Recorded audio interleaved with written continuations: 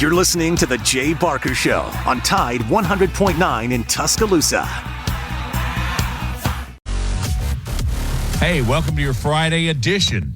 It's Matt, Lars, Wyatt, Noah. The gang is all on board because the stories are just breaking. And, of course, the search continues for a replacement for Nick Saban. It's tough to say replacement because I just don't think you can. But right now it appears that Kalen DeBoer out of Washington is the leader. But, there are other names that are surfacing. And then, again, Lars, there are other names that are falling off the list. And that's what I understand the case is with Mike Norvell, that he has agreed, in fact, may have signed a new $10 million a year contract at Florida State. Personally, he was kind of my leader, but doesn't look like that's going to happen.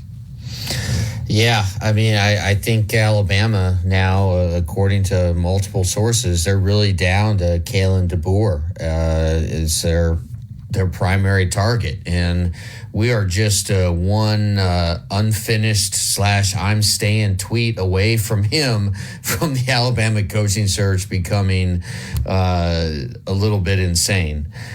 Because all of the top targets apparently are opting to stay where they are. And it makes sense because we know historically how hard it is to follow a legend. It's very, very difficult. And the comparisons, you can't emerge from that shadow. And, Lane Kiffin has essentially said no. Steve Sarkisian, really everybody that Alabama was first targeting, Dan Lanning, all these guys have used the Alabama offer to leverage, create leverage for themselves and get better deals at their school. And Florida State coach just came out and said, Norvell, he's staying as well. So that initial list, Matt, is down to one.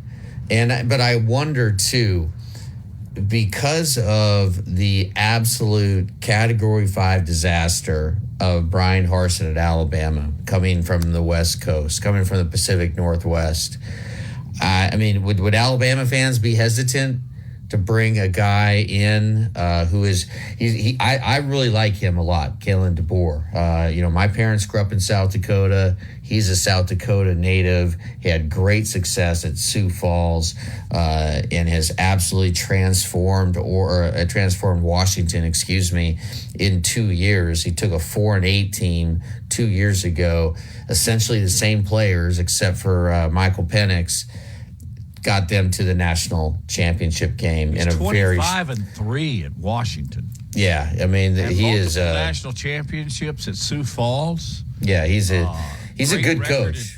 Yeah, he is. He's a good coach. You just wonder about the South deal, Yes, you do. Being SEC and the recruiting.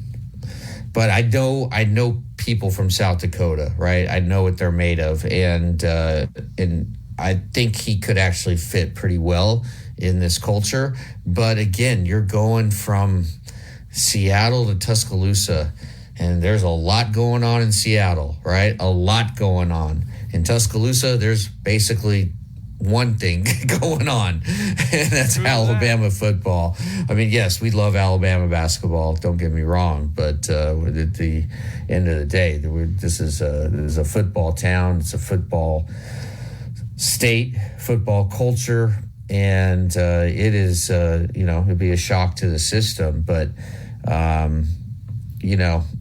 know Jimmy Sexton is in Tuscaloosa, or at least he was yesterday. I'm assuming he's still there now.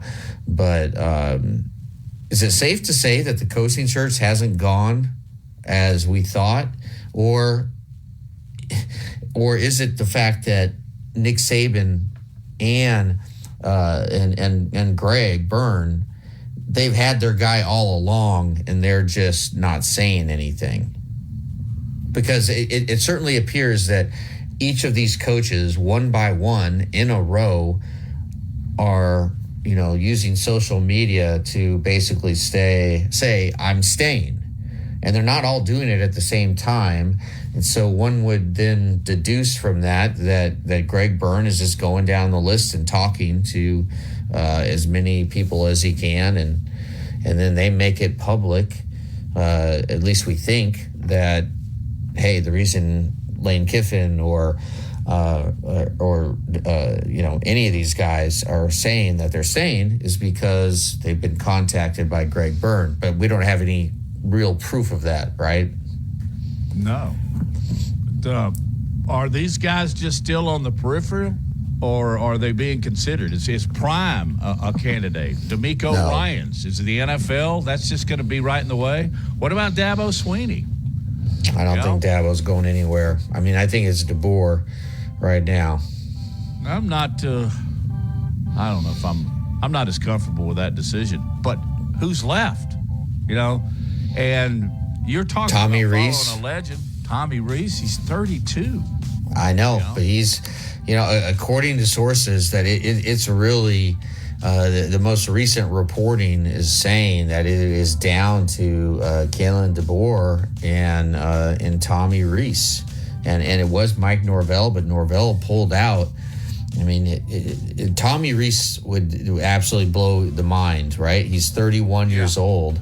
He's been at Alabama for 1 seasons, and he's one of the youngest assistants in the Saban era at the coordinator level. But boy, does that indicate to you that Nick Saban may not be just totally retiring as a coach? If they hire Tommy Rees, and Nick Saban kind of be, in the background guy? It's possible. Well, hey, we got to get to a break. We got Mayor Walt Maddox coming up here. We've got to consider what Nick Saban's departure from Alabama does to the city of Tuscaloosa, to the University of Alabama. Mayor Walt Maddox is on the cusp as you listen to Big Noon Sports.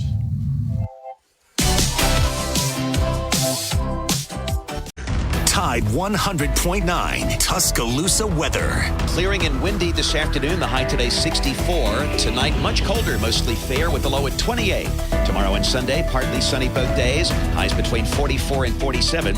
Monday mostly cloudy and colder. Temperatures falling into the 30s. I'm James Spann on the ABC 3340 Weather Center on Tide 100.9. It's 58 degrees in Tuscaloosa. Town Square Media.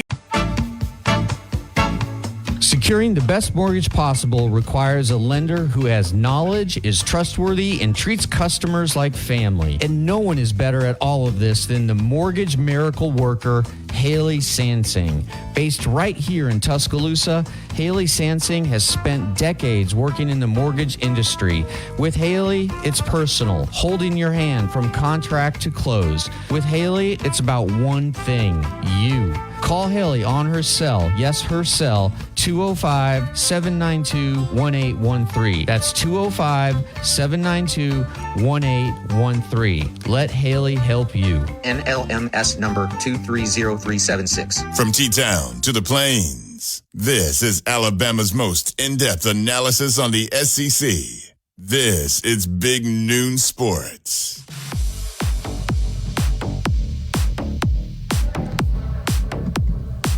The Honorable Mayor of the city of Tuscaloosa, Walt Maddox, who's played a little football in his lifetime, too. Matter of fact, I was in the broadcast booth when he was playing at UAB, but he has been very, very successful. That was fun, Walt. We threatened to go get a cup of coffee and talk about that, but right now, obviously, we've got we need to, but we got a little bit bigger fish on the plate to fry. What was your initial reaction when you heard that Coach Saban was going to resign from Alabama? Retire. Well, let me tell you, what an extraordinary 48 hours. And my initial reaction was kind of this duality between shock and sadness, because it's an end of the era. And I'm old enough to remember when Coach Bryant retired and passed away, being here in Tuscaloosa. So there was that aspect of it. Not necessarily for wins and losses in the future of Alabama football. It's always going to be great. So there was that feeling. And then the other, frankly, was almost a joy for Coach and Miss Terry. They've earned it. 17 years, which is extraordinary in college athletics to be at one place that long. What they've accomplished on the field, but frankly, what they've done for Tuscaloosa off the field, from Nick's kids to helping us rebuild after the tornado. So, it's that duality of feelings with it. And like everyone else, there's an uncertainty about the future, but that's always with change. Well, can you take us back to the first time you met Coach Saban, and also when you first realized that he wasn't just going to be a coach, he was going to be a fixture in the community? First time I met Coach, actually, we were trying to get a triathlon, major national triathlon, and it was going to potentially fall on A-Day. And I think it was his first year. And I just, it was the first time I'd met him and really enjoyed the experience. And so, from there it starts a business relationship. And then over time you get to know everyone a little bit better. And certainly with Miss Terry, you get to form, those deeper bonds. And so for me, that was the first time. But the thing that struck me was, man, he's all business. I mean, and that's why he's been successful. And is it possible to calculate the economic impact that Nick Saban has had on the city of Tuscaloosa? I can throw numbers out there. I think it would be impossible. But think about, and really, Bob Witt saying we're going to grow this university. Bob and Dr. Witt and then Coach Moore going out and landing Nick Saban. And then you think about the number of students that are there today versus then. We're talking about probably 14, 15,000 more students. The majority of those students coming from out of state. That is a direct reflection of Alabama's success, where Tuscaloosa and the university are mentioned nationally nearly every single day. And for a city of 110,000, 115,000, for us to get that type of attention, you can't calculate it. I mean, I want to say billions, but if you put in the earned media, that number jumps even more. So there's no doubt he has transformed us. And I'm really, another feeling I've had, I don't mean to ramble on your radio show, but I thought a lot about Coach Moore, who was a dear friend, and, the wisdom of a still dear friend and frankly mentor in Dr. Bob Witt. Those two gentlemen went out and took the risk, and what a reward for Tuscaloosa, the state, for all of us. Well, you bring up a great point with earned media. And that's not just Tuscaloosa or Alabama or Southeast, but his earned national media attraction for the city of Tuscaloosa, quite honestly, Mayor, I think is immeasurable. It's impossible to put a dollar figure on that. That being said, Nick has done so many things, and I think it started philanthropic.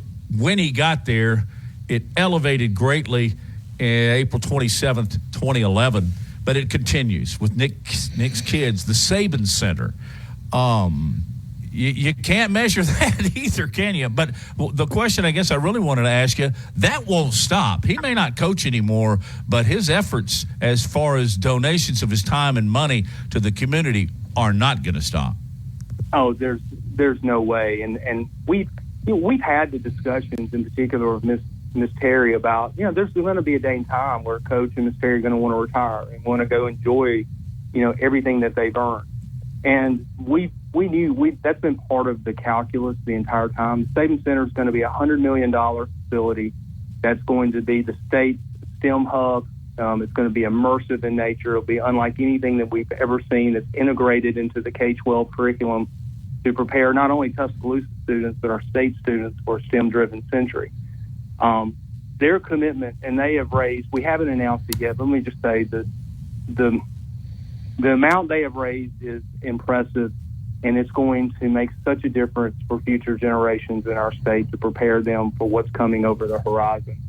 And what has struck me about this relationship with giving back is, and we've all met people in our careers that give back, but sometimes you sense maybe it's more of just checking a box, like I'm supposed to give back, so here's my Give Back Foundation. With them, man, it is genuine. It is unique. I've heard this story time and again about how their first generation college students, they know growing up in West Virginia where you earned everything and an education got you a little bit better quality of life. They believe it, and they are adamant that what they raise, what they invest in is going to make a difference. And so that to me has been the most impressive thing. It never was about checking a box. It was about, by God, we've been blessed by the good Lord, and we're going to take that blessing and we're going to do something extraordinary for someone else. Well, you and I have talked extensively about April 27th, 2011. Can you just tell me what kind of teammate Nick Saban was to you on the day of, the day after, and the weeks that followed? There certainly was the communication, and him and Miss Terry went anywhere and everywhere that the city and the community was asking them to be. But for me, the biggest thing that Coach and Miss Terry did was them being out and them being visible provided so much hope. It's hard to describe to people, Lars, who maybe didn't see it or wasn't here. I mean, you looked around and it was just as if the fist of God slammed through 15% of our city. You had people who couldn't find their children, couldn't find their parents. And every time Coach went out and Ms. Terry went out, they delivered a message of hope. Now, certainly, it's one thing for the mayor to say it or the governor or even the president to say it. But Nick Saban had more gravitas than all of us put together. And when Coach and Ms. Terry are saying it, people believe it. And the other thing, too, that was so important to all of us is that when he went out to a volunteer center or delivered water, when him and Miss Terry helped to build a house, they gave that hope. Hope gets people through the worst of times. I get emotional thinking about those times. One of the memories I have is going down 15th Street early on the morning of the 28th and really getting that first, I saw it at night, but daylight provided a whole different perspective. And I asked the police officer that was with me, I said, "Is that Nick Saban?" I mean, I didn't know because I hadn't slept. Am I just like, am I at the point of, hallucinations now? And it was Nick Saban out there on 15th Street with football players, doing things, handing out water and other things. And I remember thinking, that is really cool. That is what we need, and so that kind of, for me, that memory always kind of jogged back to me because I remember seeing that and thinking, that's amazing. And for people who are not from Tuscaloosa, it's hard for any Alabama football coach or Miss Terry to go anywhere. They're rock stars. People want to be near them. It would have been easy, again, for them to sit and help from a distance. They didn't do that. They got out there where the people are. That is who they are, man. And I'm telling you, my life is forever changed because I got to be a little bit around them. They've given me leadership lessons they'll never know just by me watching. And I think all of us in Tuscaloosa have been changed. They have taught all of us how to be better people and take the blessings that God gives us and do something with them. Yeah, well, I'll say really quick, Matt. I often use what Nick Saban has said in a press conference with my own kids. I mean, it's almost every single time he got to the podium, especially in the last year, there was some profound lesson behind what he was talking about. Did you get that as well? It's so funny you say that, Mark. Last night, my son Eli, who's a great little athlete, he called me because he didn't want to go to a soccer clinic, and I immediately said, "You can either be disciplined about this or disappointed," which is a Nick Saban, quote. Mm-hmm. And I'm like, "Oh my God, man, this guy's trained me up." I mean, now I'm quoting Nick Saban to my children. But you're right. It's true, and I think the thing that I've learned with the Saban Center over the years, the last few years especially, is that Coach and Miss Terry are teachers by their very nature of profession. That's why we're all getting it. They taught us, both with their words and with their actions.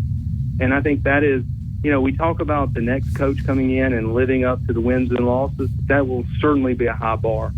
But I think living up to the standard of being in the community, being in the state, and knowing that being an Alabama football coach is probably the highest office in this state. But to not to get biblical, but to much is given, much is expected. And so I think that's going to be the high standard. The Sabans did that in orders of magnitude. Because of Nick Saban's immense popularity and tremendous success, I imagine that, in order of protection and police, my question here is, I'll try and roundabout way here, Mayor. will his resignation maybe lessen a little of the stress on Tuscaloosa? Well, actually, I hope it does, because Good. I think if Coach Saban was joining us on this show right now and we were talking, his expectation of me and to all of us in Tuscaloosa would be, make it better, do more. I've left you a great foundation. Now, don't be satisfied with it. Do something with it.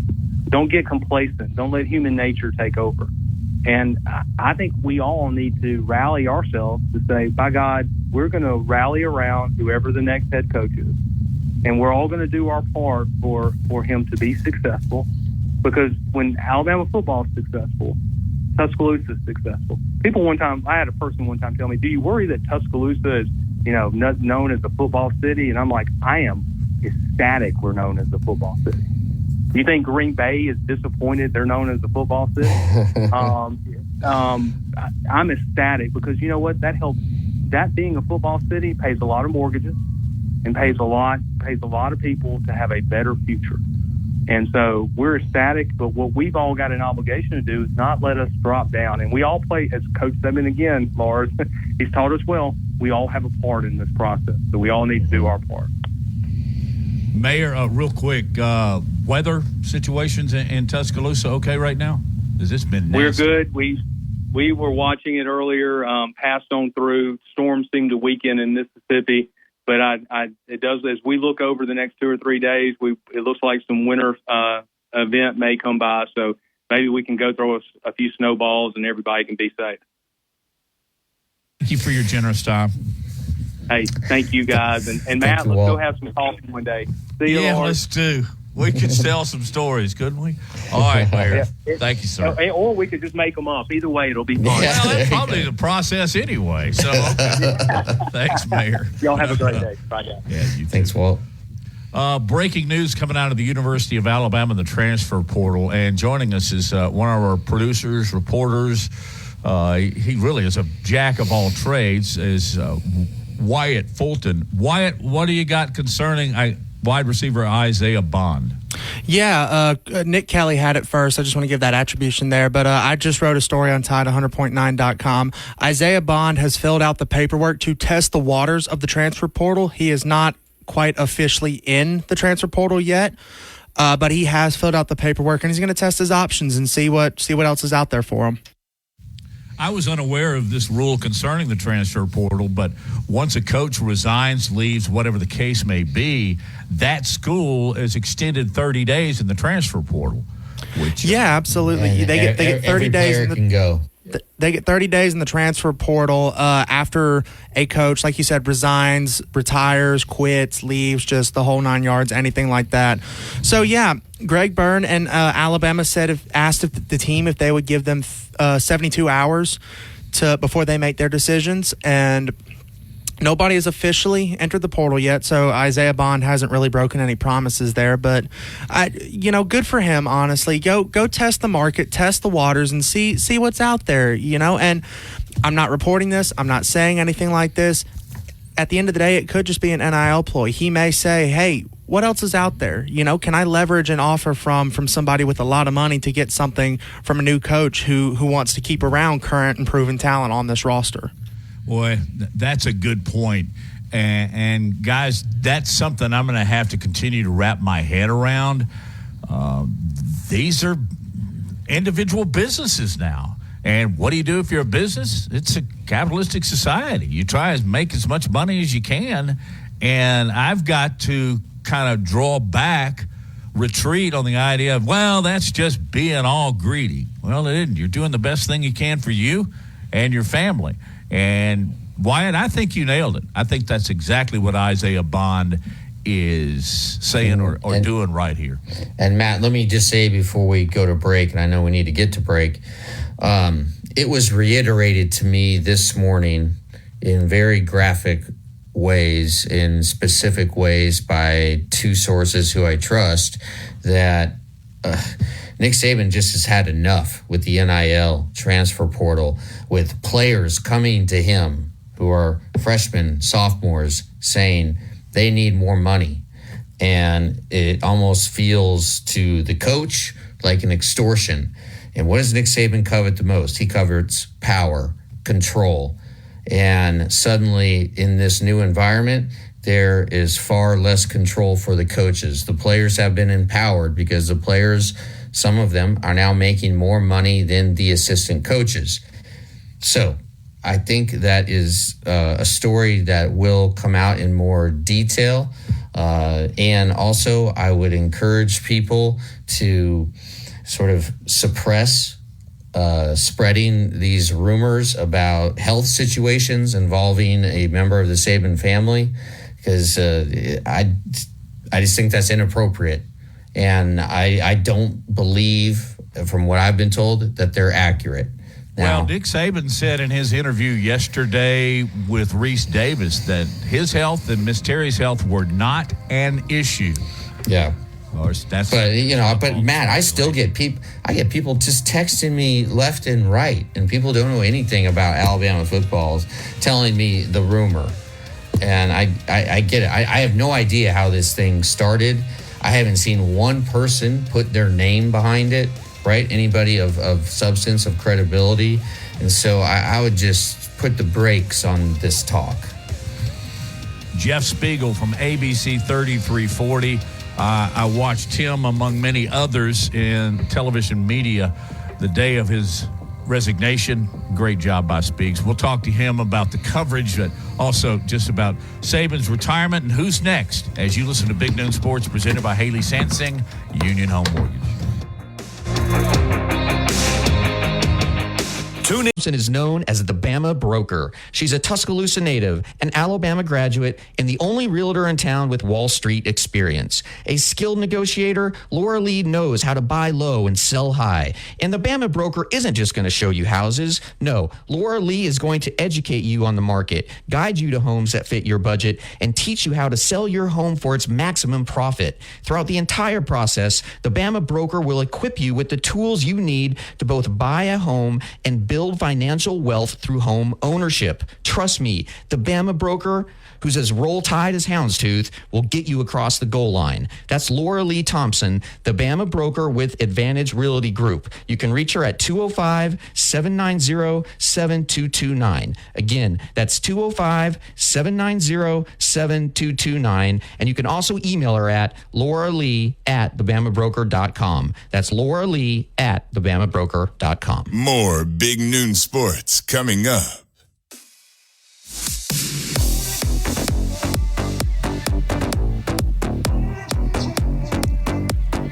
It's Big Noon Sports. Many of our segments are brought to you by Laura Lee Thompson, the Bama Broker. We thank her. She was on all day yesterday with us, and she just brings such a really true, informative perspective on Alabama football.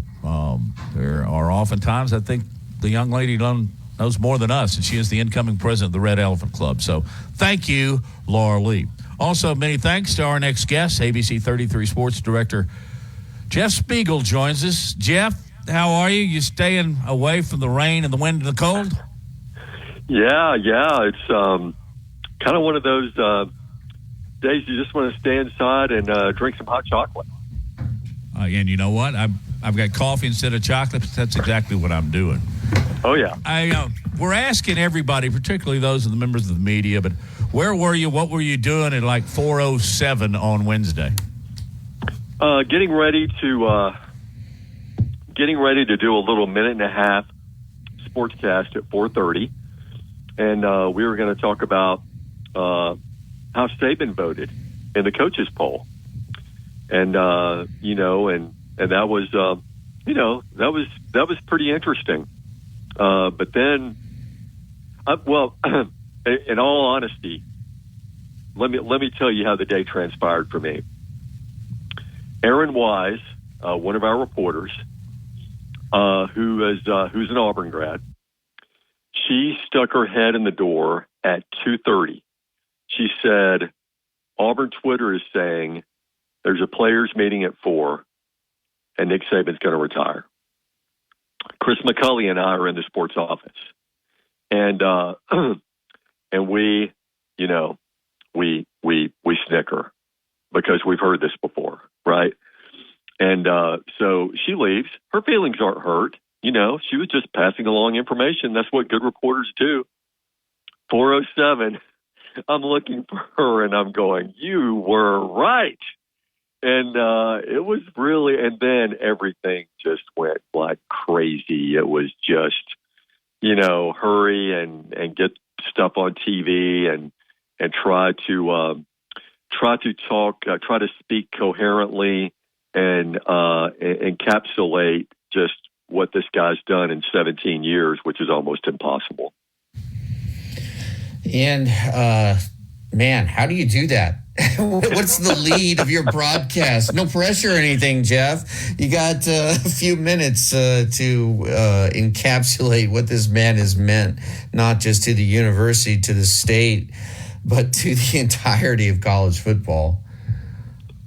Yeah, pretty incredible. I mean, look, you start with the tangible stuff, right? You start with the trophies, because every coach is measured by his trophies. I mean, that's the way it is. I mean, if you don't win titles, you don't keep your job. And he won 6 national titles at Alabama, 11 SEC titles, 201 victories, and there's just and those are the things that you can go. That's the tangible stuff right there. And then there's the intangible stuff. There's the way that he just redefined the way that college football programs are run. You know, and you know, before he came on board, I never heard any coach refer to his football program as an organization. I never heard that. You know, before Nick Saban came along, you know, coaches were, you know, shuffling in offensive and defensive coordinators for us to talk to. And it was great, but it was all a bunch of clutter. And then Nick Saban came in with the one voice philosophy, and I'm speaking for the program. You know, it's my program. I'm the CEO. I'm running it. I'm the guy who's going to be speaking for all of these coaches. Before Saban, Jeff, could you talk to assistants? I actually didn't do any Alabama work before Saban arrived. Oh, absolutely. Sure. You know, when Shula was here, that always bring Dave Rader in, the offensive coordinator, and Joe Kynes, the defensive coordinator. Now Joe Kynes would give you some, you know, some really good stuff. You know, he would give you great stuff. Inside trap, right? And he would give you some good stuff. But you know, we didn't really need Joe Kynes or Dave Rader to tell us that the other team had a good quarterback, or the other guy had a good linebacker. You know, when you got back to the station and you were breaking it all down, it was like, there's too much here, you know? And then I'll never forget, I was down in Miami. I was covering the exit. Holy cow. The media guys there were just raking Saban over the coals. And then, you know, oh, well, and then then you talk to people who covered him at LSU. It was like, well, you're never going to get to talk to freshmen. And, well, you know what? Who needs to talk to freshmen? You know, I mean, that's another case of just like more than you need. You know, Nick Saban gave us what we needed and what was important. He ran his program, you know, the way that he felt it should be run. People spoke for his program who he trusted. So freshmen didn't get to speak because they didn't earn that opportunity. They didn't get to earn that trust. There were no players who had that sense of entitlement that you can get when you've been in front of the media as a freshman and your head just kind of gets blown up a little bit. So he did things differently, and he did things so well.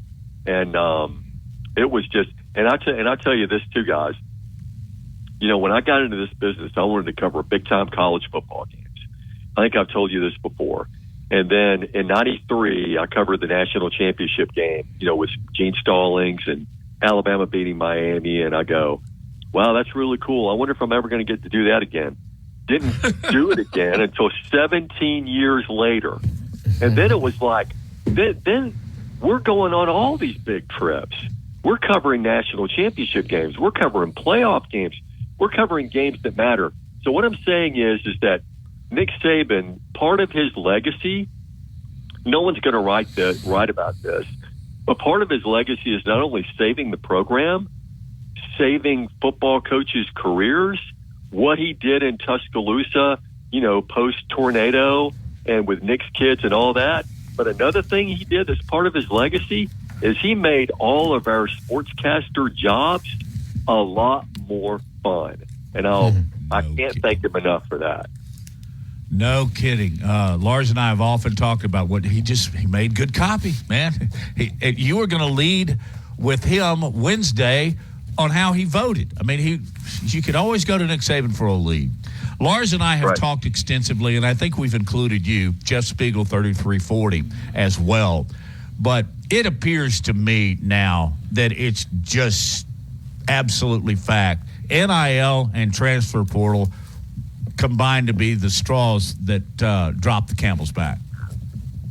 Well, he denies that. In the Reese Davis interview, he denies that because he said, you know what, it doesn't do any good to complain about that stuff. You have to adapt. And he did do a good job of adapting. But I have no doubt in my mind that it wore on him. And the reason I say that is on the Pat McAfee show the previous Thursday, he talked about, he answered a question in terms of, coaches who are transitioning into, other fields like in the NFL. And he said, well, you know what, that the NFL game, it's a lot more fun than college right now, And I think the grind got to be too much. And this is a guy who, and I always hung on to this when he talked about this because it always kind of inspired me a little bit. He always talked about embracing the grind, and I think the grind, just got to be too much for him. And that's what he told Reese. The 2023 season was very taxing on him, like where they were early in the season and how hard they had to work and how hard he had to work to get that thing back in the direction that it needed to go and get them in the college football playoff. And it really, really took its toll on him. Jeff, do you remember when he was hired, what you thought he was going to be like to cover, and then what he actually became? And then also, hate to throw three questions at you, were you ever on the business end of a Saban rant? Oh, that's great. I love it. Well worded, my friend Lars. Okay. Well, when he was hired, I mean, of course, he was a legend before he even, he was with the Dolphins, and remember, he made the big defensive lineman cry. Remember that? Mm-hmm. Yeah, and so I mean, he was just legend for just being tough, and so you knew this guy was a winner. You saw him in press conferences. You knew he could be a little salty, and so that's what you anticipated, and you heard that from other media people, but yeah. So first day after his press conference, he got all the media together. I wasn't there for this. Mike Rada was there for this, and he tells me about this. And Saban says, all right, guys, we're going to open up practice. We're going to open up practice. You can shoot the first 15 to 20 minutes of practice. But what goes on at practice, if you go on TV and you report anything, that shouldn't be reported, or you try to make up some stuff that's going on here that's not going on, you will never shoot another practice here, And he threw in some language there, and he set the tone, right from the get go. And yeah, there were a couple of times where I kind of got on his bad side. The one that I remember the most is when he made that statement after the Ole Miss game, about, is this the way we want football to be? The hurry up, the no huddle, and all that. Okay, so then I remember, like early on in his tenure, when he said they weren't allowed to mention the H word, in the hallway, teach, because he didn't want his players to have that in their mind that, oh, it's hot out here, we're not going to be able to, this is too hard to work, So I said, and this was right after the LSU game. They had won a hard-fought LSU game. But then the quote came out about, the the hurry up, no huddle. And I said, are you afraid when you make comments like that you're concerned about being able to, defend, those offenses, that you're putting a negative image, in your players' minds, Oh, he did not like that question at all. That's a good question. He said, well, let me ask you this. We just played LSU and we had a hard time stopping those guys. They didn't run hurry up, no huddle. What about that? He'd do that sometimes at his news conferences where he'd turn it on you. What do you have to say about that? And I just I just kind of looked at him. I looked at him and I said, God, I don't really have anything, to say about that. Jeff, what's really amazing about all of his press conferences is that he rarely misspoke. Right. I remember the Pearl Harbor reference, right? That was way back early days, and he got a lot of heat for that. And, it was just sort of a inappropriate reference at the time, comparing, what they're going through for a game to Pearl Harbor. But other than that, I can't really think of a time where, he opened himself up for a lot of criticism based on what he said. Here's one, guys. I'll jump in here. When he called down Jimbo Fisher at Texas A&M and said they bought their team. Now, he received a lot of criticism, but hey, Speaks, he was right. Yeah. Yeah, that was exactly what happened. Oh, yeah, exactly. And, another thing I'll remember about him, about his press conferences is, he used those press conferences to deliver, a message to his team, but also to deliver a message to the fan base. Because, the fan base, once they started winning, they started getting spoiled again. There were some expectations there that this was too easy, And I'll never forget, after they beat Arkansas, I think it was 14-13, and there were situations in there where seniors were making silly mistakes, like they were jumping off sides, there were illegal procedures. I think Christian Jones fumbled, and I'll pick up this story on the other side of the break because that was an interesting story as well. Well, you are so media savvy, and of course, we know that you know who the next coach is. So we'll discuss all of those topics on the other side of the break as you listen to Big Noon Sports with our guest, ABC 3340's Jeff Spiegel.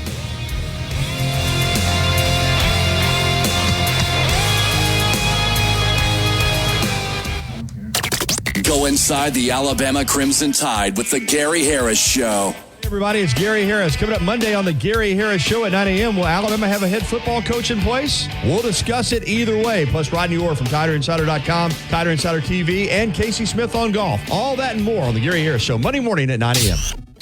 Catch the Gary Harris Show Monday through Friday, 9 to 11 a.m. on Tide 100.9 and Tide100.9.com. Tide 100.9 Tuscaloosa weather. Clearing and windy this afternoon. The high today 64. Tonight much colder, mostly fair with a low at 28.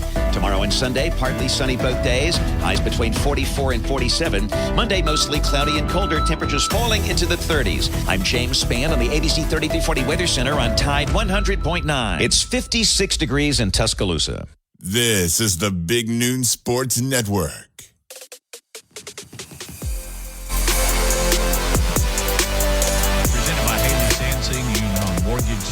Program note. Jim Brando will be on in 30 minutes. But we continue our conversation with Jeff Spiegel. Pick up your story. Okay, I think I can't remember what year it was. Maybe it was 2016. Could have been 2014. But Alabama had beaten Arkansas. It was 14-13 was the final score. And seniors were making some mistakes, jumping off sides, false starts. Christian Jones fumbled a punt. And so, I asked the question. I said, Coach, we're pretty, we're fairly deep into the season, and do you get frustrated when it's seniors making these mistakes? And he said, well, I wouldn't say I get frustrated. It's not frustrating, to me. And then he does what Chris Stewart and I were talking about, the other day about this, how he will take your question and he won't answer your question, but he'll use it as an opportunity to jump onto an opportunity to speak to the fan base. And then he went on this just epic rant about how, you know, I wish fans would just appreciate it if we just won the game, you know? And I mean, it was just like, it was, and guys are, you know, and when he gets on that rant, all the other media guys are looking at you like, oh, there you go, you did it, you know? And, but it was just, wow. It was crazy. But he was always good about that, about taking a question and then finding a way to motivate his team or finding a way to speak to the fans, you know, and taking advantage of that opportunity. And he did it better than anybody I've ever known. That's true. And by the way, when your other media, your colleagues were looking at you, they were also at the same time they were thanking you. Thanks, Jeff. Gave me my lead. Yeah, it's good copy for sure. I wish I could remember that rant word for word, but it is on YouTube. And then, you know, one of our former colleagues, Joe Whalen, got him cranked up one time, and that was the famous, if it was up to you, we'd be dead and buried and gone. You know, that's a famous one too. So, yeah. All right, so here we are, Alabama coaching search. Dan Lanning has said no. Kirby Smart has said no. Sark has said no. Jay Norvell in Florida, Florida State just announced a new 8-year deal, $10 million a year. Mike Norvell did very well in this coaching search. Lane appears to be out. Are you frantically Googling Kalen DeBoer? and what about Dabo? Dabo's still there.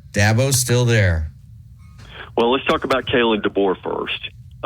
There's been an extension on his desk that he hasn't signed, which clearly means, you know, he's exploring his options. He canceled a scheduled radio appearance today, and that's always a sign that, you know, something is up. You know, so there's some wheels turning there. You know, I'm sure of it. That sounds like target A right now. And in terms of Dabo Swinney, I've always felt like Dabo would be great for Alabama.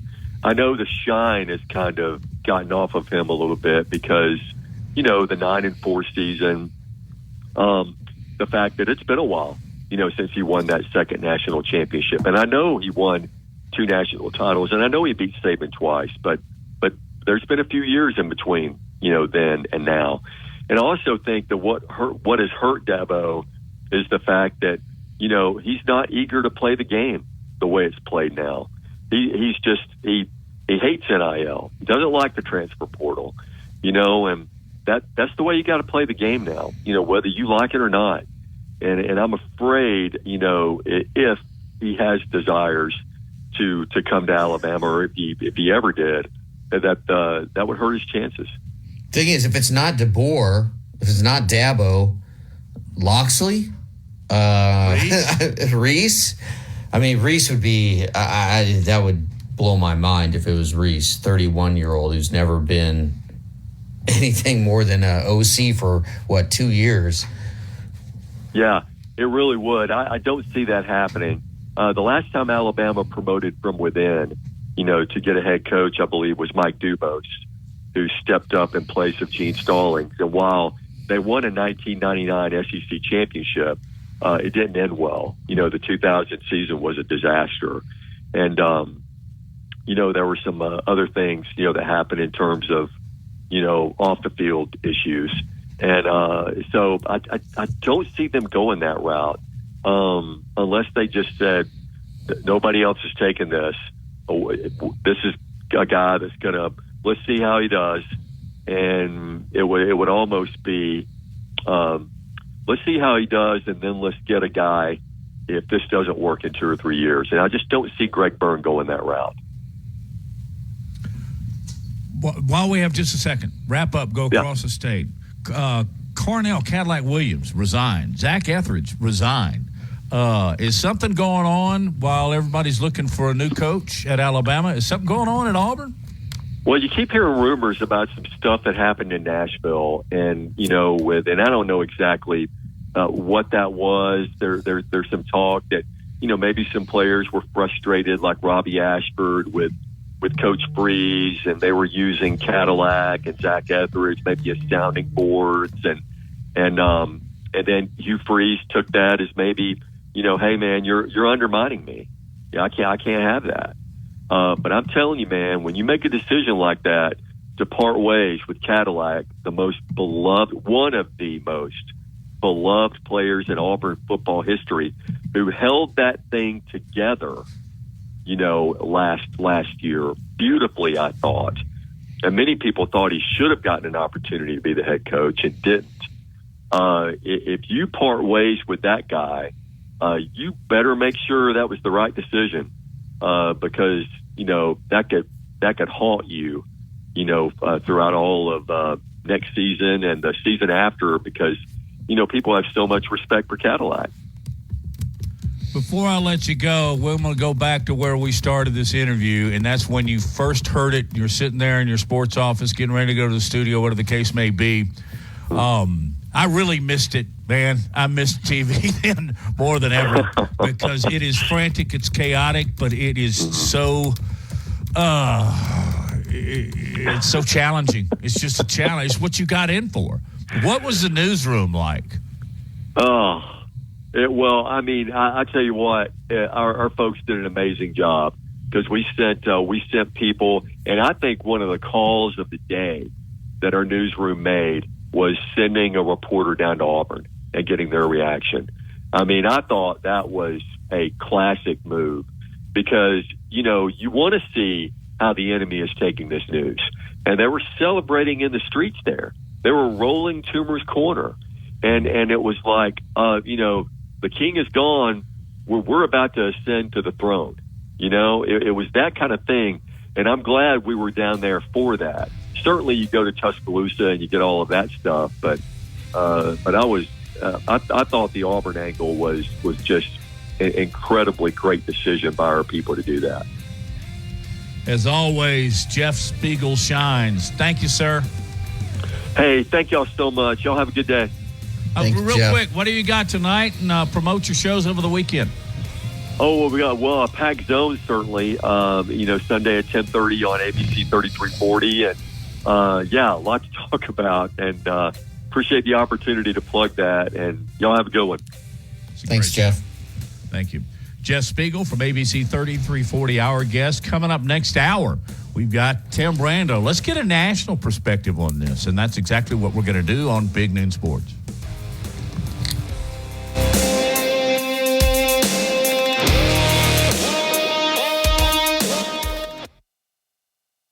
Laura Lee Thompson is known as the Bama Broker. She's a Tuscaloosa native, an Alabama graduate, and the only realtor in town with Wall Street experience. A skilled negotiator, Laura Lee knows how to buy low and sell high. And the Bama Broker isn't just going to show you houses. No, Laura Lee is going to educate you on the market, guide you to homes that fit your budget, and teach you how to sell your home for its maximum profit. Throughout the entire process, the Bama Broker will equip you with the tools you need to both buy a home and build financial wealth through home ownership. Trust me, the Bama Broker, who's as roll tide as houndstooth, will get you across the goal line. That's Laura Lee Thompson, the Bama Broker with Advantage Realty Group. You can reach her at 205-790-7229. Again, that's 205-790-7229. And you can also email her at lauralee@thebamabroker.com. That's lauralee@thebamabroker.com. WTBC Tuscaloosa and W265CG Tuscaloosa, a Town Square media station. Tide 100.9 and streaming on the Tide 100.9 app.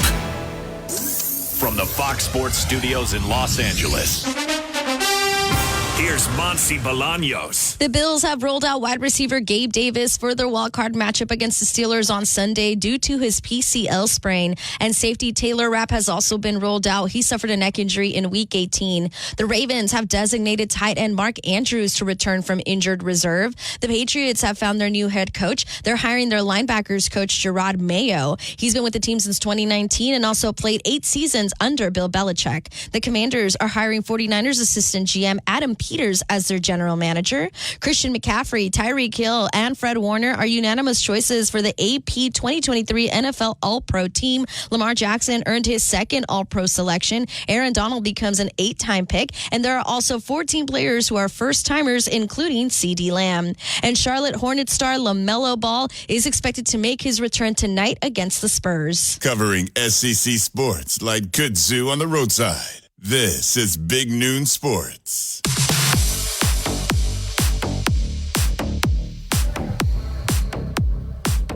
Welcome back. I just got an emergency text here looking for something.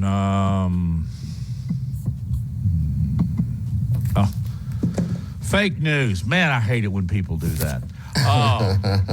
This one said that they've announced the immediate hiring of Rick Saban.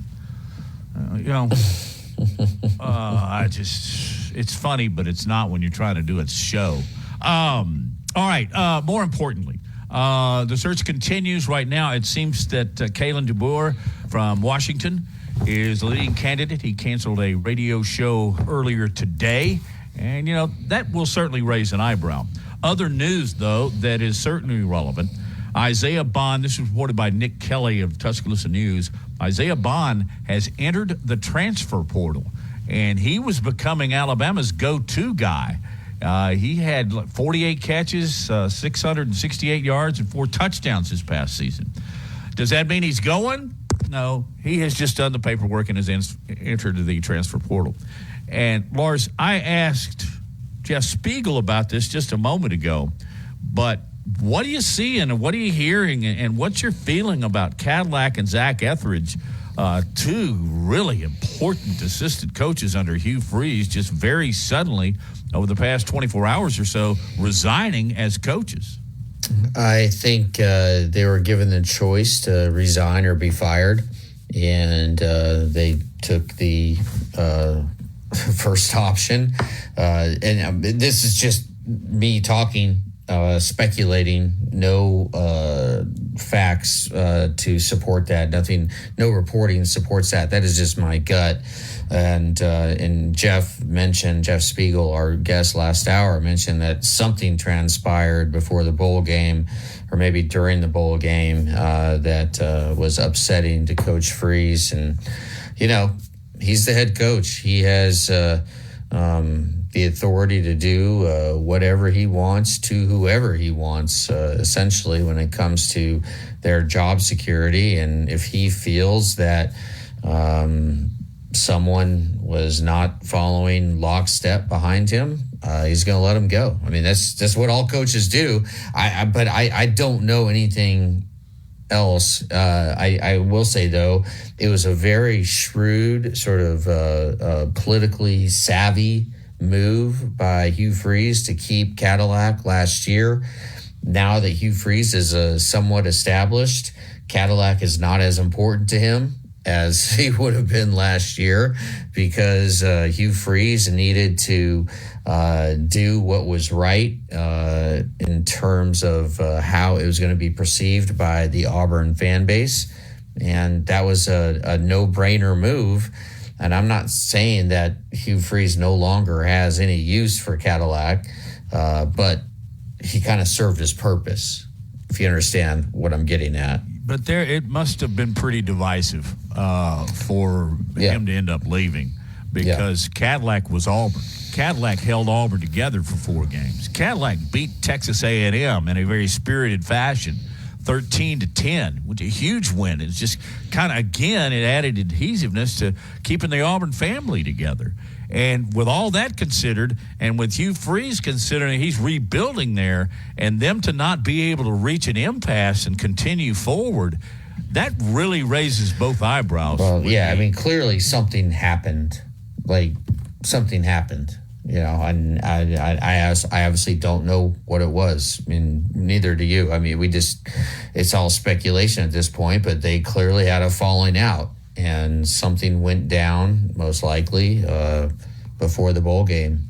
So, anyway, shifting back to the Alabama coaching search, it really appears that Alabama is now down to on the list of candidates, right? From all the reporting we're hearing, the list of candidates on their first list, their wish list, is down to one.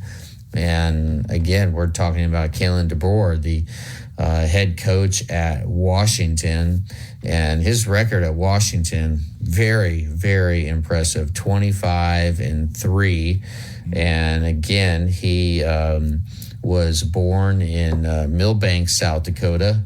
He's Town one size of 3,500. He's one of us. He's one of us from the Midwest. He's a sturdy guy. He's 49.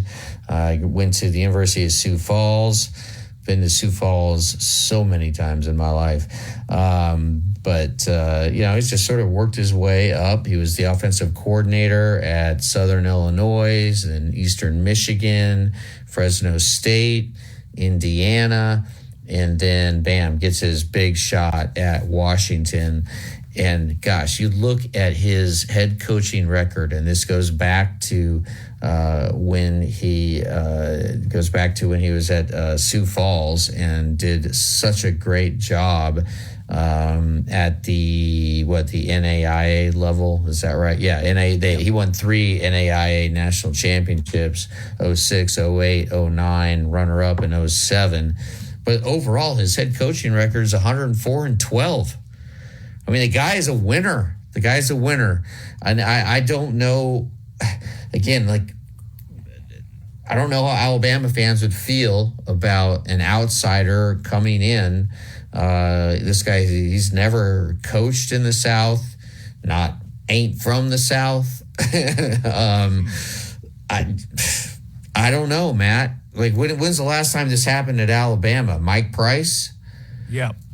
And the last time they hired a coach that had his stakes in Washington did not work out well at all. Now, I mentioned that candidly, but in no way am I assuming that Kalen DeBoer is in this area. Have you also heard that both of his daughters are outstanding softball players? Now, that's not why you hire a coach, but it's why a coach might take the job. Yeah, and one of his daughters I know just started at Washington, but hey, it's pretty easy to transfer. So why not transfer to the best softball program in the country? I don't know. Maybe it makes too much sense, but I think Washington, as we speak, is frantically trying to renegotiate his contract to keep him locked up. And then if he doesn't want to come, where do you go? Mike Locksley. Would you rather have Locksley? You absolutely cannot go Tommy Rees. I can't believe that he would be a finalist for this job, never having coached at a big time university, being the head coach. I would think Dabo would have to be the next guy on the list ahead of Locksley, correct? I think you make another run at him if you have already. And if he's returning home, if he's willing to work through hey, you need a new age. NIL and transfer. Yeah, Matt, let's be honest. You need a new age, younger coach. A coach who's willing to deal with all of this. And look, maybe Dabo can come and convince the powers that be at Alabama that, hey, I'm not going to hold on to these same ideas and philosophies that I did when I was at Clemson. I realized it hurt Clemson. I am all in on this new era of transfer portal, of NIL. And, hey, I am a former insurance salesman. I can sell anything to anybody. I can raise money. Let's go back to what Dabo can do good. If Dabo gets all on board with this, he could be spectacular at Alabama. Spectacular. Absolutely. And it's easy. People just dismiss him, Matt, because of the things he has said recently. But hey, you helped me with my book on Dabo Swinney. This guy is special. He is special. And he can sell like nobody's business. And that's why he would be really, really good, perhaps. I think so too. He has such a high objection for. Yeah, you know I mean, he's just going to hire somebody that has an expertise in that area where you can do more football coaching, and then you just use them as an analyst or as a consultant. Here's the question, Lars, and I've wondered this as we've checked off Norvell. We've checked off, I think, Lane Kiffin. I'm not really sure that's an absolute, but you get my train of thought here that you're checking off guys that were on the original 4 or 5 list. Do you think that Nick Saban maintaining a presence, I think he would go and his office would be actually at Bryant-Denny. Do you think that causes Coach, maybe a little bit of reflection on taking the job? Oh, I think he's still going to be around. I think it's a really scary job to take because it's impossible for anyone to replicate the success that Nick Saban has had. Absolutely impossible. But I think you need somebody who just loves Alabama. Dabo, and I know this isn't popular among fans. I just think Dabo Swinney would be a better fit if he's willing to leave Clemson. And I didn't think he would be. You and I talked for literally years to Jay Barker, asking him about every third day, would Dabo come to Alabama? No, because he loves it so much at Clemson. But you know what? He's not quite as beloved in Clemson as he used to be. Yeah, he's still got a son up there, I think, that is going to be playing for him. He is well established in the community. I mean, it's got a beautiful home. That's where he's raised his family, and that's where he's built, his legacy. But I think that, and this is Matt thinking, okay, I think given the almost desperate situation, is that too big a word here, that Alabama's in, maybe you realign your troops in Tuscaloosa and you go back to Dabo and maybe you offer more. Maybe you allow him more control, which if you don't just give it to him, then that's kind of crazy. But this is nothing against DeBoer, but, man, I would suggest that Alabama go back and make a really big run to Dabo Swinney and Clemson. I do too. I'm all in on that. And not that I'm here to promote my book, Dabo's World, but go and read the book and you'll understand what makes him so special. I mean, Matt, I think you worked on it with me. Didn't you come away through all the research we did together liking Dabo more than even before? And I liked him. I mean, I kind of grew up with my friends' kids grew up with Dabo. And I have made contact with people, and earlier this week they said this is just not going to happen. I think now's the time to circle your wagons and make another run at him. But yes, in response to Dabo's World, I found out more, and you just find out the inner workings of Dabo Swinney and what he fought through. Living in an apartment on campus with his mother so he could keep going to Alabama and keep trying every day to make the team as a walk-on. This guy defines intestinal fortitude. So I'd like him back. I know there were some students that chanted on campus the other night that we don't want Dabo. I would say, why not? Yeah, they read Dabo's World. Yeah. But it's a great read, by the way. Thank you. And I've read it 6 times. Yeah, at least. What was the one fact that we couldn't nail down? The name of the street. The name of the street he grew up on. You literally drove out there. Yeah, I did. I asked the neighbors, and they didn't know because the driveway had changed, and it was either something way or something circle. Finally, I think you just cut it down to just the name of the street and left the rest. Yeah. That was fun. I enjoyed doing that. All right, our man. Let's get the national perspective here from Fox Sports' Tim Brando on the other side of the break as you listen to Big Noon Sports presented by Haley Sansing, Union Home Mortgage. Thompson is known as the Bama Broker. She's a Tuscaloosa native, an Alabama graduate, and the only realtor in town with Wall Street experience. A skilled negotiator, Laura Lee knows how to buy low and sell high. And the Bama Broker isn't just going to show you houses. No, Laura Lee is going to educate you on the market, guide you to homes that fit your budget, and teach you how to sell your home for its maximum profit. Throughout the entire process, the Bama Broker will equip you with the tools you need to both buy a home and build financial wealth through home ownership. Trust me, the Bama Broker, who's as Roll Tide as houndstooth, will get you across the goal line. That's Laura Lee Thompson, the Bama Broker with Advantage Realty Group. You can reach her at 205-790-7229. Again, that's 205-790-7229. And you can also email her at lauralee@thebamabroker.com. That's lauralee@thebamabroker.com. Tide 100.9 Tuscaloosa weather. Clearing and windy this afternoon. The high today 64. Tonight, much colder, mostly fair with a low at 28.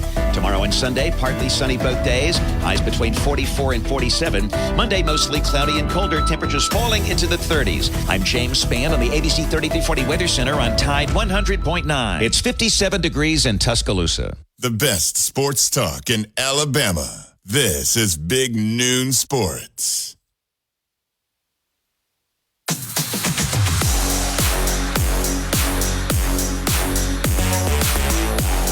Sponsored in part by Laura Lee Thompson, the Bama Broker Advantage Realty Group. Joining Big Noon Sports right now is Tim Brando from Fox Sports. Tim, I guess you're getting the rear end of the weather we're now getting, but it's rainy and nasty and cold, and they actually brought out the S word for next week here. How are things in Shreveport if that's in fact where you are? Yeah, I did make it. Here's how things were for me last night. I'll try to make it brief, but I got done with our game in Champaign with Bill Raftery at about, it was game ended about 10:15.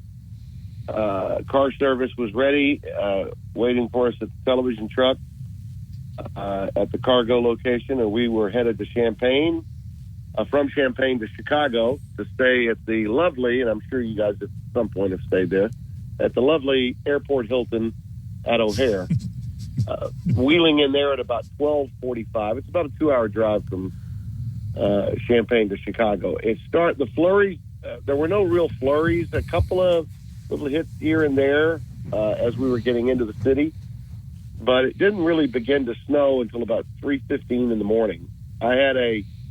I got into my room at about 1, had a 2:30 a.m. wake-up call for a quick shower to head to take a little 8-10 minute walk over to Terminal 3 to get on my flight to DFW, leaving at 5 a.m. And got into Dallas at 7:45. It took about 30 minutes. I mean, by the time we took off at 5 a.m., it was completely white. And I don't know how many cancellations.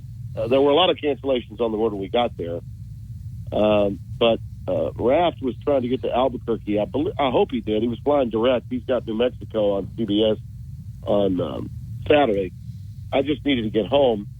And by the time we took off, it was white. But we got out of there. I think being on the earliest flight out really helped. Got to Dallas, and it took 30 minutes to taxi to get to my gate. And I had a 1-hour layover. So I was the last guy to get on the plane to Shreveport. But I was home by 9:45 this morning. So that's pretty good, to get through with a game that late. Granted, I was in the Central Time Zone, so that helped. But, made it home in less than 4 hours from Chicago. That's pretty good, but, with a connection. So, but it was bad here overnight. Tornadoes all around. We got a lot of trees and branches of trees down at the back behind our pool deck here at the Chateau. But no structural damage. Nothing bad happened here. There were some tornadoes in the area that were sighted, but none that hit. So, but now we're bracing for a winter blast that's supposed to be coming in here on Sunday. And thankfully, I don't have a game to do until Wednesday in Connecticut. I've got the weekend off, so I'll be okay until I have to leave on Tuesday. I've got UConn and Creighton on Wednesday night on FS1, and then a great one on Saturday on Fox next week with Marquette and St. John's. St. John's is really playing well. Patino's got it going on. If you haven't seen them, they're good. They're really good. And Marquette, of course, as you know, has been ranked as high as number 4. It's crazy in college basketball. We had a ton of upsets. Top 5 teams all lost this week. It's almost like basketball. The basketball gods just remind everybody that we're ready to go. As soon as the championship game ends in football, we see 4 of the top 5 teams go down the first night after college football season officially ends. So I'm into the round ball thing now and really love it.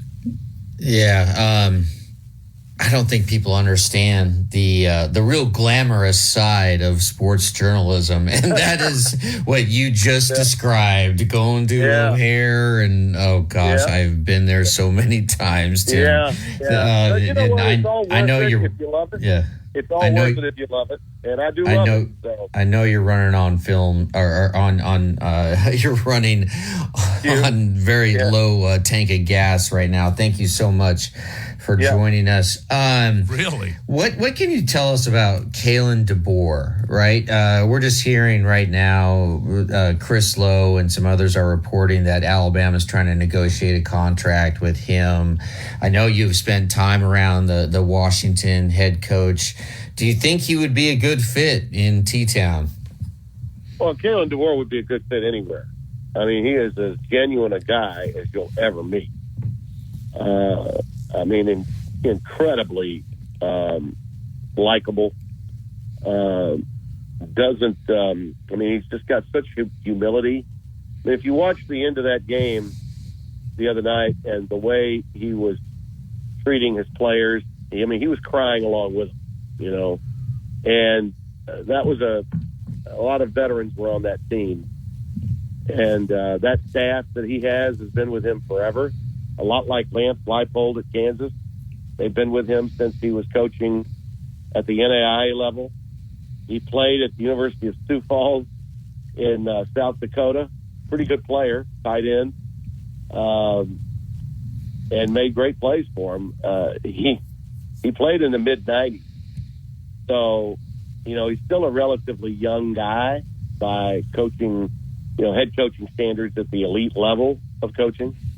But, you know, Grubb, his offensive coordinator, is so good that Nick wanted to hire him last year and turned him down because he didn't want to leave Kalen DeBoer. So that should tell you about the loyalty that Kalen gets from his staff because they've been together so long. And these guys that have coached at that level, I've said this for years, fellas, guys that have been coaching at that particular level all the way through, they are so much more grateful than most coaches that we're accustomed to seeing and hearing and talking about in big-time college football. I mean, because they literally had jobs that were similar to high school coaches where, you know, you have the closet, the keys to the closet where the footballs are and where the gear is, the stuff to take out onto the field for workouts. You still drive the bus at schools like that. You know, you literally have the keys to the bus that drives the team to and from where they practice and where the games might be. I mean, there's just a level of humility and a down-to-earth quality about those guys. Leipold's got that. This guy did. I think Craig Bowles, you know, the coach from North Dakota State who went to Wyoming and recently retired. I would say he's from Nebraska. Same type of individual. You know, Craig was the coordinator at Nebraska, you know, with Osborne and those guys, and so you know him from that angle as well. But there's a level of humility that they have that's just amazing. And frankly, if Greg Byrne can pull it off and get him, I think that's just a first class, big time home run hire in my opinion. You just made a lot of Alabama fans smile big because we really don't know a whole lot about this guy. Tim Brando from Fox Sports is our guest on Big Noon Sports.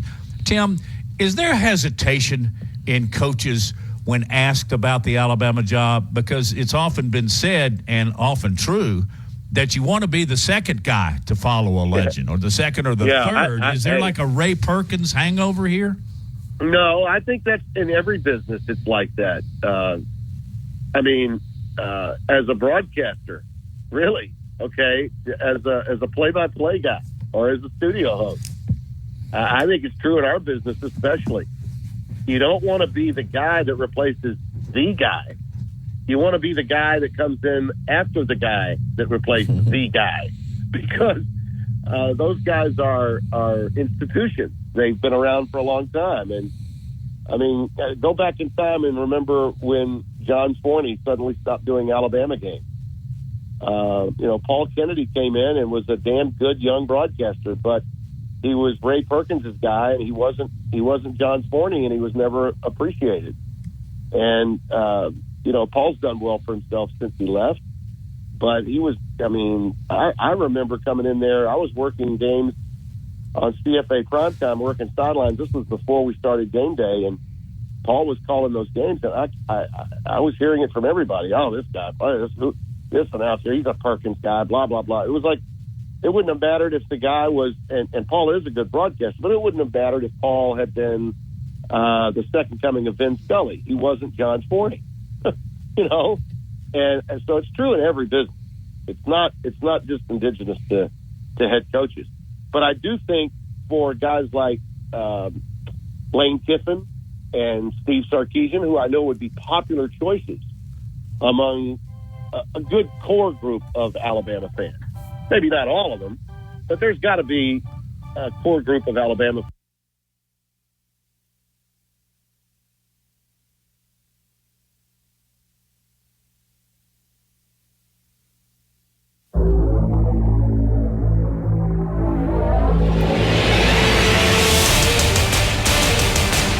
Town Square Media Tuscaloosa.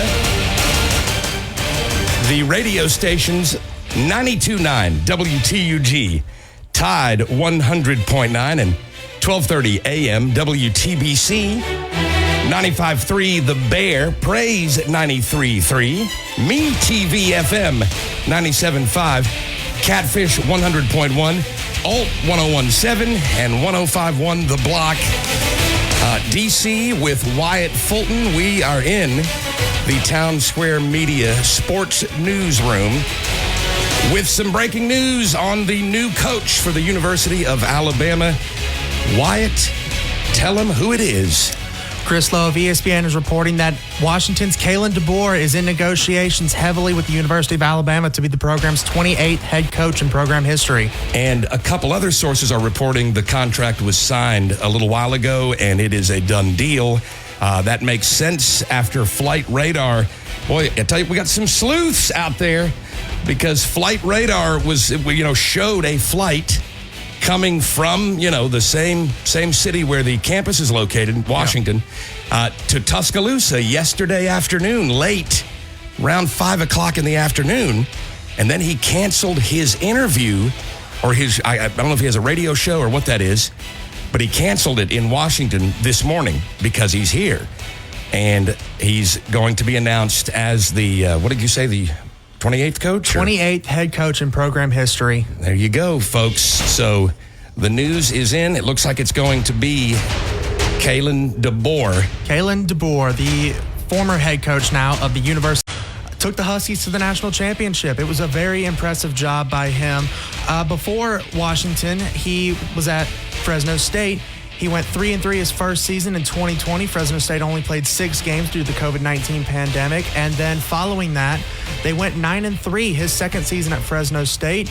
Notable quarterback Jake Haener, currently on the New Orleans Saints, was his starting quarterback there. And then he convinced Michael Penix to join him from Indiana to Washington. Penix finished as a Heisman finalist this season.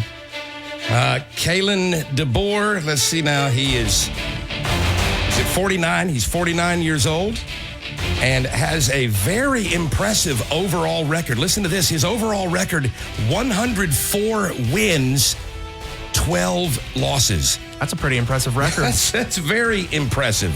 Everywhere he has been, he has won. You mentioned Fresno State, and now, of course, Washington. So what do you think of this head coach hire? The replacement for Nick Saban, Kalen DeBoer. I think it's a really good hire for Alabama. Obviously, they wanted somebody who had a little bit of experience, who had experience winning and knowledge winning. And let's get this out here right now. Coach Saban did not completely abandon the program. Coach Saban has been in Malmore every day since he retired, rolling into work by 7:30 sharp like he has for the last 17 years. Yes. He's leaving a little earlier, which is good for his health, but Kalen DeBoer is a great hire. Saban had a hand in this whole entire process. He's the coach of the year. Yeah, he won Coach of the Year this season. He's the AP Coach of the Year. He shares an agent with Nick Saban. Granted, just about half of college football does, agent Jimmy Sexton. But he represents most of college football's biggest names. Sark is one of them, I believe. I want to say Kiffin and Kirby might also be involved in that. So you saw over the last couple of days, Dan Lanning announced that he was staying and got a contract extension. Sark is in the process of signing a contract extension. Mike Norvell just signed an extension. Of course. This is the work of the agent mastermind behind the scenes, but Alabama gets their guy. And it appears that, so if you don't know who he is, I'm just hang on to that one fact for a moment. This is the current Coach of the Year. He won the AP Coach of the Year. He won the Eddie Robinson Coach of the Year this year. Home Depot's Coach of the Year. Sporting News Coach of the Year. And the Walter Camp Coach of the Year. That's a pretty impressive sweep of Coach of the Year. And that is the new coach for the Alabama Crimson Tide. We've also heard that with Coach Saban sticking around, he's got an office in Bryant-Denny now. Yep. And being involved with the program, we had heard that the new coach, because I'd wondered if that would bother a new coach to have the legend you're replacing kind of over your shoulder. And I was told, not in this case. An insider said, if it's the hire that we believe, they're not going to have any problem with Coach Saban being around. And maybe that's why. Maybe this is the guy that, because they've got a connection, maybe he would be happy to have Coach Saban still involved and a sounding board. Maybe so. I know Coach Saban said that he was going to remain around the program and keep kind of an influence on the program, but not be a part of the day-to-day operations, which I think was probably the best decision considering the fact that, like you said, DeBoer, he might be nervous as all get out. Having the 7-time national champion sitting 2 doors down from him, watching his every move on a day-to-day basis. So, but you also have a heck of a person to go to for advice, and that's not bad. A nice sounding board there. So the news looking like about to be confirmed, and a couple of sources are reporting it's confirmed that Kalen Douglas DeBoer will be the 28th head football coach for the University of Alabama. Chris Lowe just tweeting out now, deal should be finalized soon. DeBoer has won 11 or more games in 7 of his 9 seasons as a head coach. Was always right at the top of Alabama's list. There you go. There it is. Kalen DeBoer will replace Nick Saban at the University of Alabama. We'll return you to regular programming, and we'll have much more on this to come, as Kalen DeBoer will be the next coach of the University of Alabama Crimson Tide. I'm DC, that's Wyatt Fulton in the Town Square Media Tuscaloosa Sports Newsroom.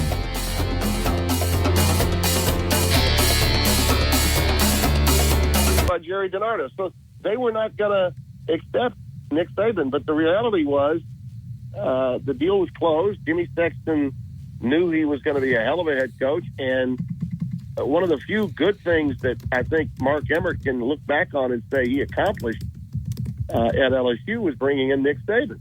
And he was pretty hard-headed about it. He really felt that LSU needed someone from outside the parameters of the South and Louisiana specifically to come in and, weed out those people that were getting in the way of progress within the LSU football program.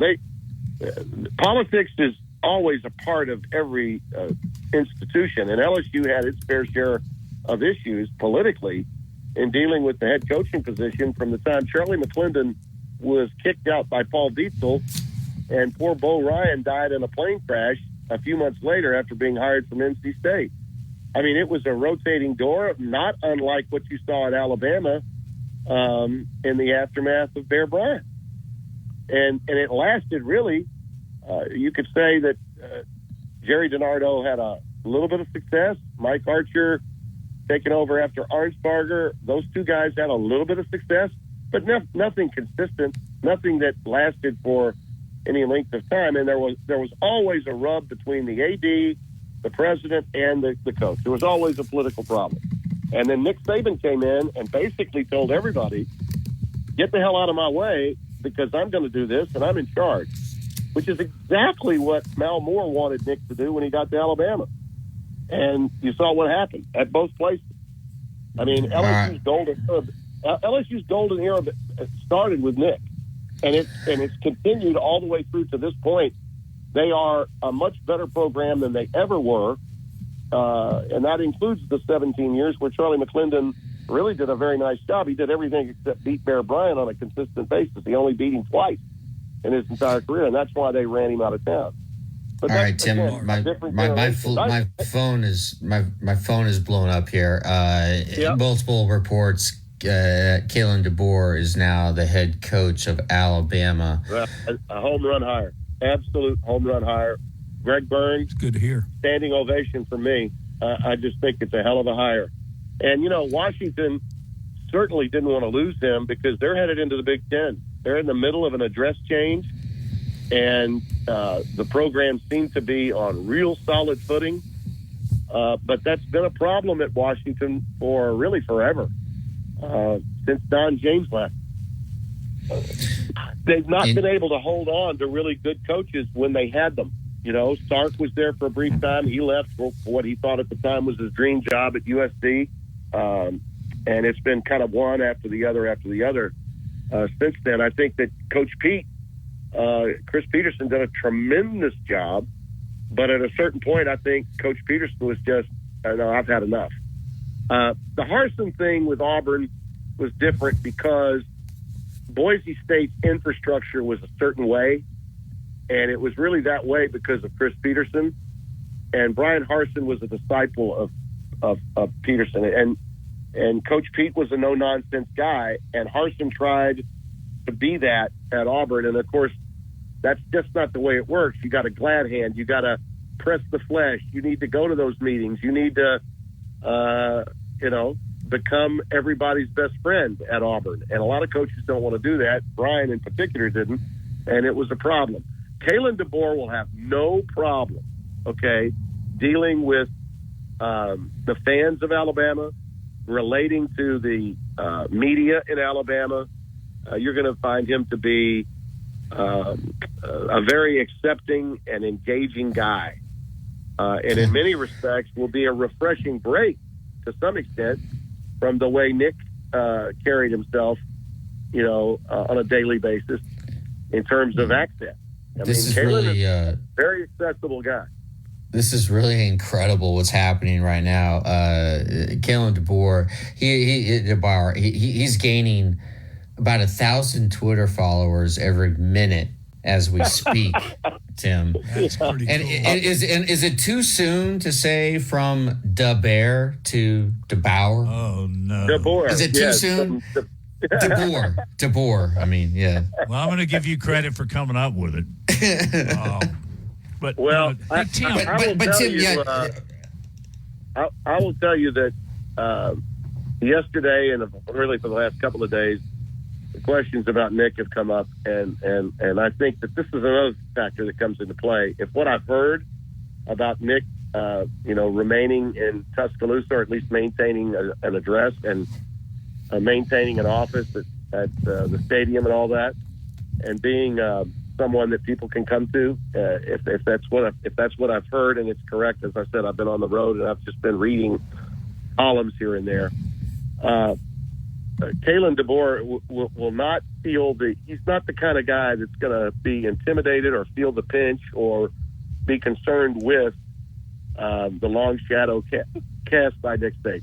It will have, he is very comfortable in his own skin, and you won't have to worry about, who do you think he's going to hire for this position or that position? His staff is intact. they will follow him like a legion follows its leader. Okay, he is the potentate, okay, of his staff, and they will follow him wherever he goes. And that's just the way he runs his ship. And he has a pro-style approach in terms of the way he coaches. If you talk to any college football or any pro football person that's dabbled in college, they'll tell you so much of what his principles are, what his schemes are about on the defensive side of the ball and offensive. There's a pro mentality to it. So he's ahead of the game in a lot of ways. These are coaches that have coached at every level, and Kalen is he's a really good guy. It's just impossible not to like him. So anybody that's got questions because they don't know him, just give it time. Once you meet him, once you see him, you'll be impressed. He's a very unassuming. He'll have to get used to maybe the star power that comes from being the head coach at Alabama. He may have to, adjust to that a little bit because of the attention this is going to bring on him. He's not had that before, but he'll be comfortable in it because, as I said, he's very comfortable in his own skin. What about recruiting this area and, having not coached in the Southeast? Do you see that as a difficulty? No, not at all, because he runs a style of offense and defense that great players want to play in. And, of course, he's going to inherit a lot of great players, as you well know. And they're going to look at him, especially this is really going to help Alabama keep a lot of that talent when they see this staff coming in, knowing how successful they are, the kind of offense that they've run. And like I said, I can't imagine that staff does not follow him completely in there. And I think that because he coached at the smallest levels in college football, he meets everybody. He glad hands everybody. He engages everybody, and he's a incredibly gifted recruiter. And he's got tremendous energy.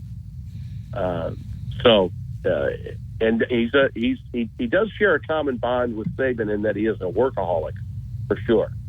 He's a guy that absolutely loves every aspect of coaching, just as Nick did.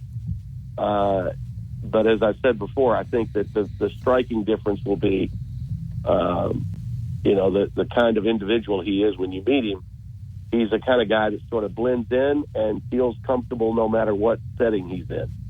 And I think that's very important for a job in the SEC, especially. I think you'll fit in beautifully. I really, really do.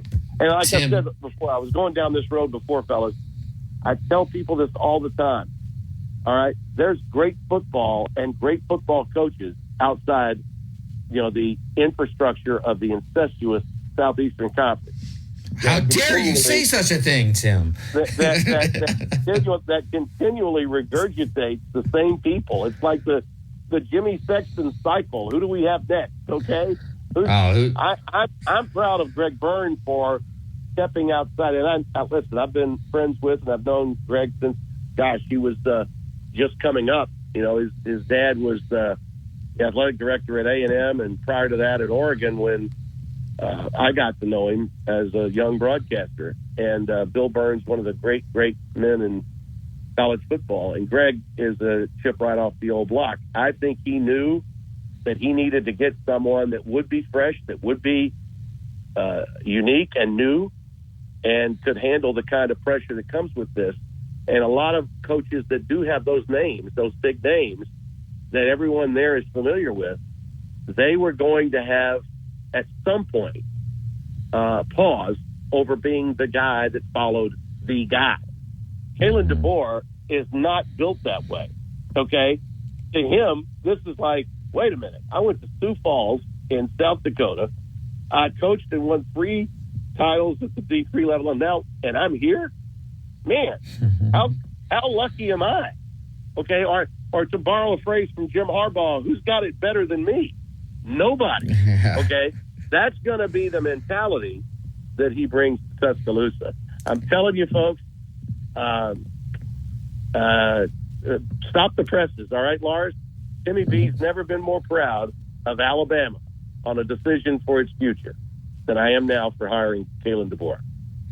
Really quick, Tim, very briefly, if you were to advise Caleb on what to say in his opening remarks to Alabama fans, what would you suggest to him if you were his speechwriter? Well, there won't be many comparisons to Tim Brando's vernacular to and Kalen DeBoer's, but because he's not. He's not the kind of guy that's gonna blow you away with, his speeches, his oratories. He's not, but he's so convincing. He's such a relatable guy. I think a hearty Roll Tide would get him off to a really good start. Okay, and I think that would really get him off to a really good start. I would advise him to throw in a really good Roll Tide. I might make a joke about if I get off the airplane and there are fewer than – I might say this. I got off the airplane with Greg Byrne today, just as in 2007 Nick Saban did. I was really sort of hoping that there would be some confetti, some billboards, and maybe 5 or 6 women that might want to give me a hug and a kiss. But I see that didn't happen. But that's okay. My wife and family are good with that. But we're really, really happy to be here. You can never go wrong with self-deprecation. Yes, exactly. Yeah, and he's got that. And by the way, that's another thing. Saban, he likes to look uncomfortable in those situations. But trust me, those of us that know Nick pretty well, he loves that. Okay, he loves being appreciated and beloved. And he loved arriving as a rock star. After the debacle he had in Miami, that 2-year period, especially with the understanding that he passed on Drew Brees for Dante Culpepper, he was not in a real, good place when he left Wayne Huizenga and the Dolphins. And so when he got off that plane that day and was treated the way he was in Tuscaloosa, I mean, he was just lapping it up. Now, he may have, tried to give a sheepish grin as though he was a little embarrassed by it. Trust me, he was loving it. Tim, the woman who gave him the smack on the lips did get arrested later that night for DUI. Is there any truth that she was at that golf tournament in Pensacola when Price was? Not the same lady. I'm just curious. Yeah, just curious. Wow. I had to ask. Tim. Yeah, no, that's a good one. Thank you so much, Tim. That's actually pretty funny. Especially when you had to go through all your travel troubles. Thanks, Tim. Happy to do it, fellas, and I wish Coach Saban the best. I sincerely hope that he takes a look at my suggestion that he become the czar of college football and bring these commissioners together and let them know where the guardrails need to be and what changes need to be made to get the hell away from the NCAA and take college football into the 21st century. Thank you, Tim Brando. When we Timmy. return, we'll get a couple of opinions from our callers at 205-342-9904. This is Big Noon Sports.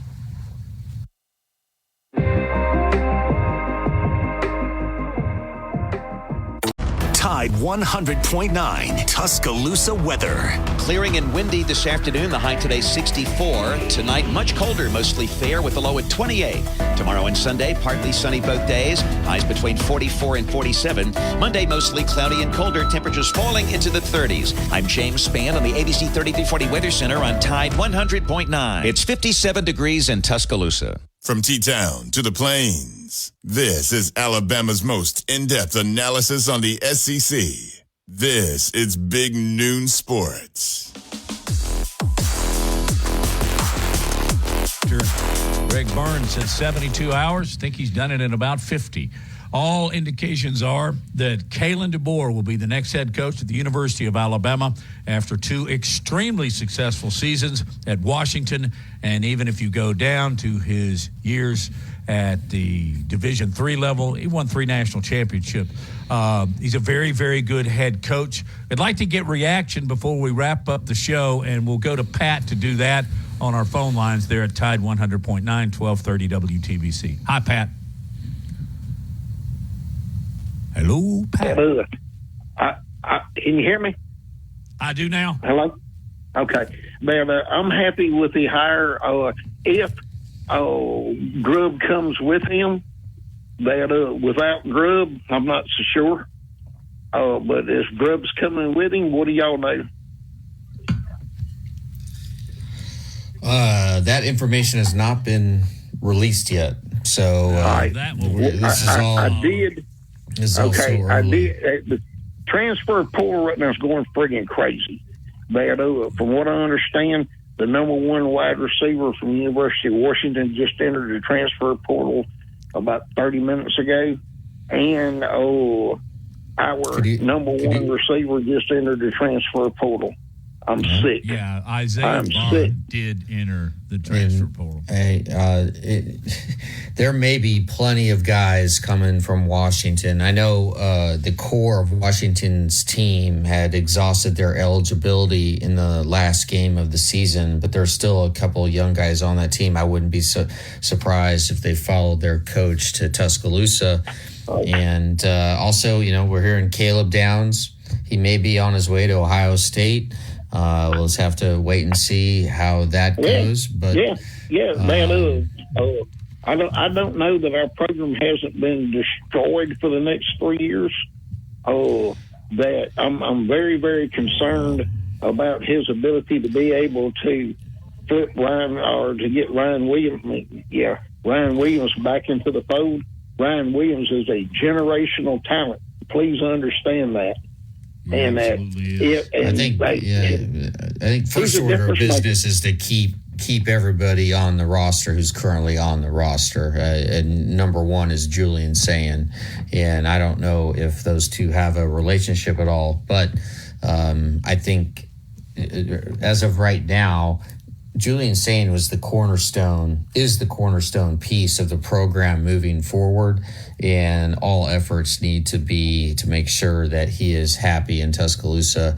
And I know that he and Nick Saban have a very close relationship, and I'd be surprised if Alabama lost Sayin, especially now because he is enrolled in classes. But we'll just have to wait and see. A lot of stuff to shake out, Matt.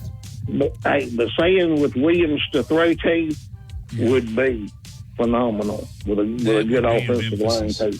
I think so. I think that DeBoer needs to address those two, maybe not first out of the chute, but second or third. Pat, thank you for being our caller, and we got to get out of here and make way in Tuscaloosa for one and only Ryan Fowler. Quick shout out to my Nebraska boys, Hank Hirsch and others listening in Lincoln. Appreciate it. Ryan Grubb, who he referred to, Pat did, has been the assistant head coach with Kalen DeBoer back to his days in Sioux City. So that's why he was referencing that Grubb needed to come along with DeBoer. Lars, thank you. Particularly thank you to Noah, Wyatt, and all the people behind the scenes as we wrap up this Friday, this week's edition. Wow, been a hell of a week, hasn't it, Lars? Unbelievable. Yep. See you on Monday, folks. Thanks for joining us. Peace. Cashback is not available on